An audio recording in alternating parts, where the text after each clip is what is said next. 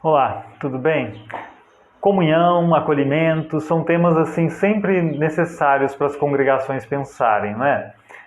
Eu fiz um vídeo sobre a não participação de membros nas atividades, nos cultos das congregações, e alguém já tinha dito assim, talvez fosse bom falar sobre acolhimento também, né? Porque às vezes a pessoa não está participando, não por desvalorizar o culto.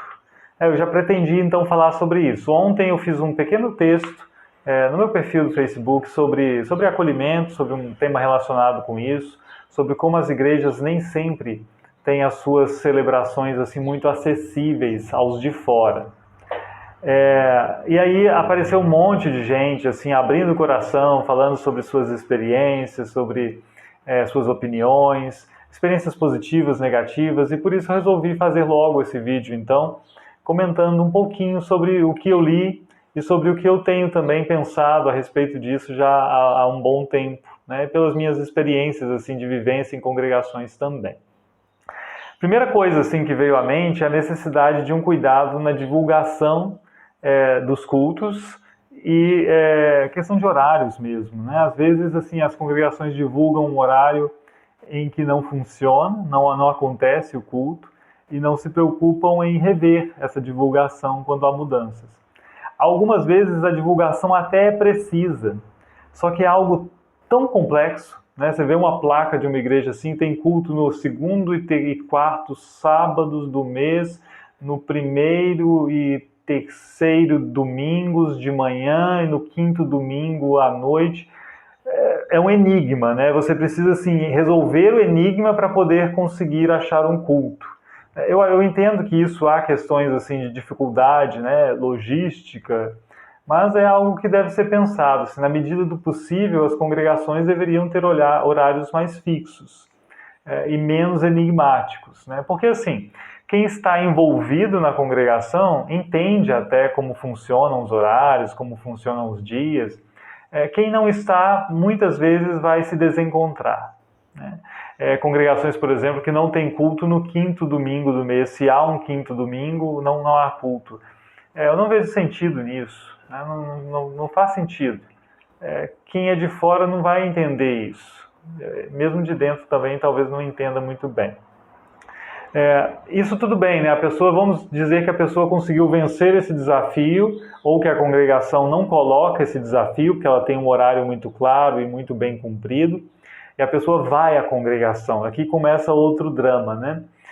Várias pessoas comentaram assim sobre terem ido a uma congregação, não só de uma denominação, não só de um sínodo específico, e chegaram lá e foram assim, simplesmente não foram recebidas. Elas entraram sem problemas, né? Não há barreiras, mas ninguém disse nada. Em alguns casos, o pastor disse boa noite.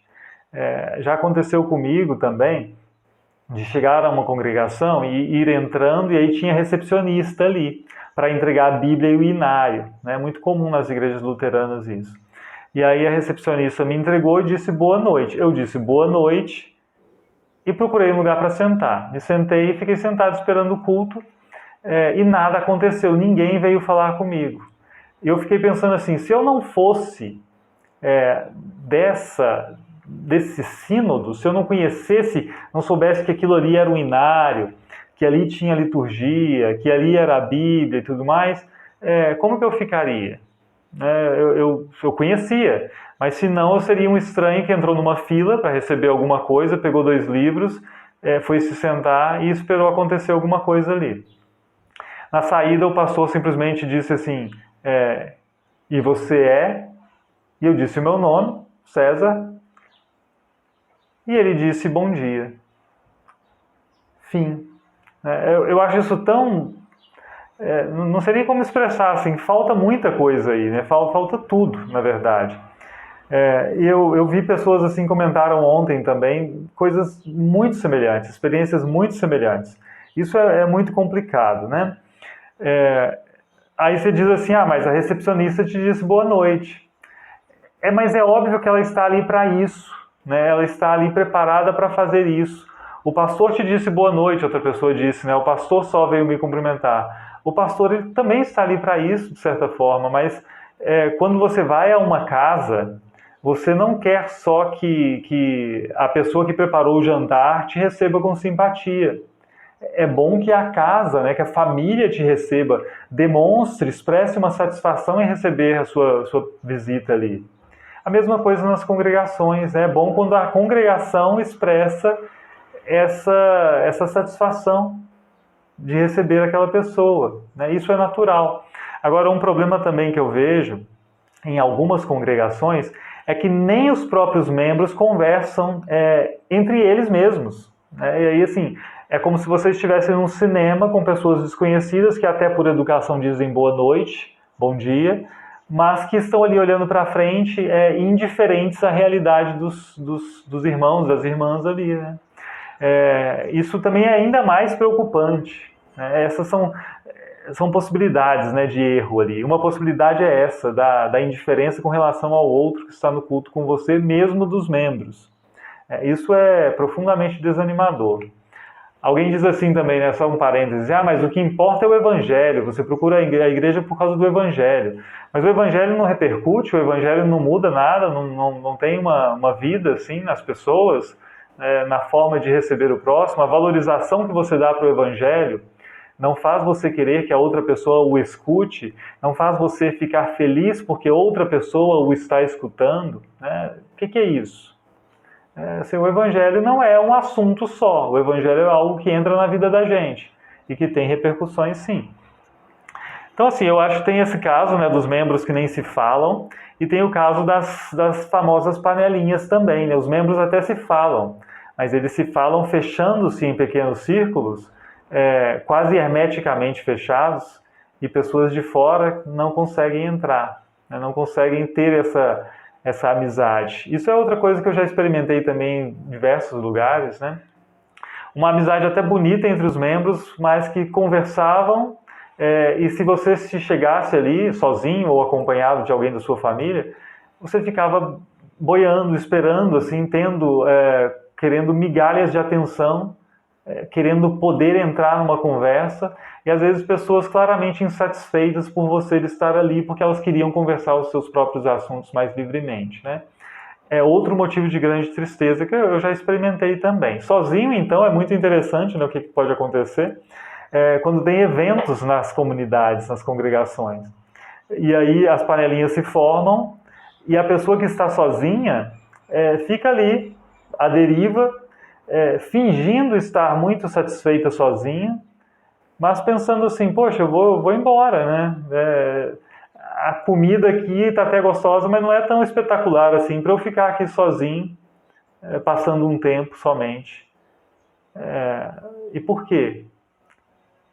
Por que isso acontece? Né? Porque eu não olho para o lado, porque não me interessa a necessidade do outro, não me interessa a situação que o outro está, me interessa a minha satisfação de conversar com quem eu já tenho grande afinidade. É isso que acontece? Também, né, eu acho que a gente precisa se preocupar com isso, sem artificialidade. Não é também para você colocar a pessoa de fora. E eu falo de fora, também estou dizendo daqueles que já são da igreja, que são membros da igreja, são membros de outras congregações, ou são membros recentes que estão ali. Não é preciso também fazer um interrogatório a essa pessoa, né? Você percebe se ela está querendo conversar. Não é para chover de perguntas também, né? Sobre perguntas que às vezes não são tão convenientes assim. Alguém comentou hoje até, e é algo que eu já vivi também. Você chega a uma igreja, a uma congregação, e a pessoa pergunta assim, de qual família você é? Qual o seu sobrenome? Como se você precisasse assim, fazer parte de uma estirpe específica para ser mais valorizado. Isso é aquela mentalidade realmente de clube, aquela mentalidade tosca, obtusa, que precisa ser quebrada o mais rápido possível. Outra perguntas assim, né, que a pessoa não está conversando abertamente com você, e você já quer fazer um interrogatório, qual a sua profissão, onde você mora e tudo mais, né? Vamos com calma também, não é para também fazer a ficha da pessoa de cadastro dela numa primeira conversa, né? Basta ser empático, basta mostrar que você está satisfeito pela presença da pessoa, basta se abrir para a conversa. Às vezes a pessoa que está ali, principalmente quando vem uma primeira vez à congregação, ela quer saber da congregação, ela quer saber do que acontece ali, de como funcionam as coisas. Não necessariamente quer se abrir num primeiro momento completamente. Claro, isso é uma questão de ter sensibilidade, de perceber, né? Mas porque é algo que eu já vi também, né? Perguntas sendo feitas de modo inadequado, impertinente. Né? Perceba se a pessoa está querendo falar ou não, né? Se abrir ou não. O que mais? Né? Um comentário final, assim, é que isso não vale. Eu quis dizer isso ao longo da conversa aqui, mas pode ter passado um pouco despercebido.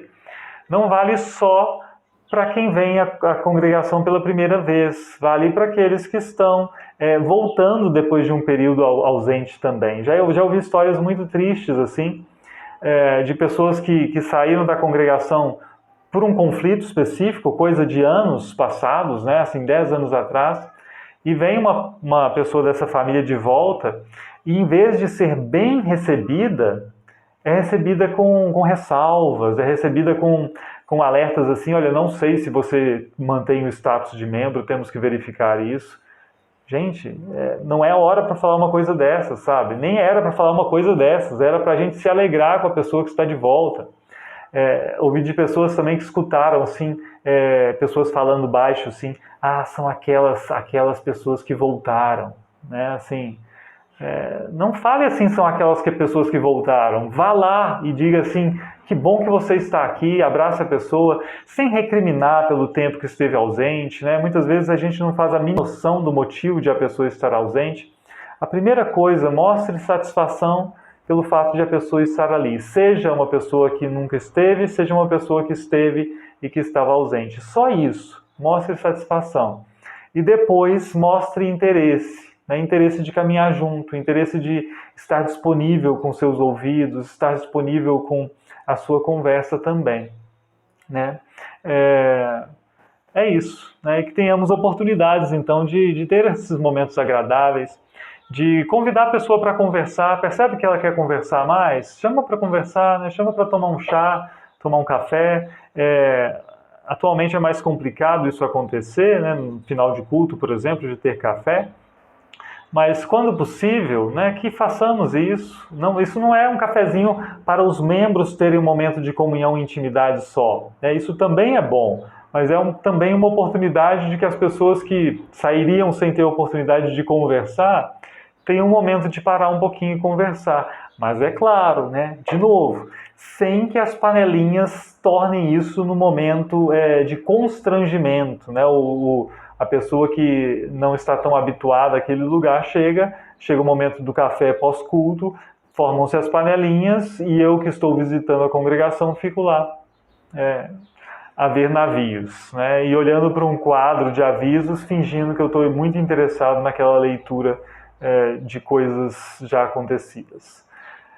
É isso, né? Tem muita coisa a conversar sobre isso, né? Temos muita coisa. Acho que isso é algo que as congregações precisam pensar e repensar, né? Principalmente congregações que vão ficando grandes e às vezes as coisas ficam mais difíceis de se trabalhar, né? Eu espero que essa conversa que não traz nada de novo, né? Simplesmente traz algo que todos nós sabemos, assim, para que a gente possa conversar, que essa conversa possa estimular outras conversas nas congregações, nos grupos, nas panelinhas, para que elas tenham consciência da necessidade de não se fecharem assim, né? E vamos caminhando. Bênção de Deus e até a próxima.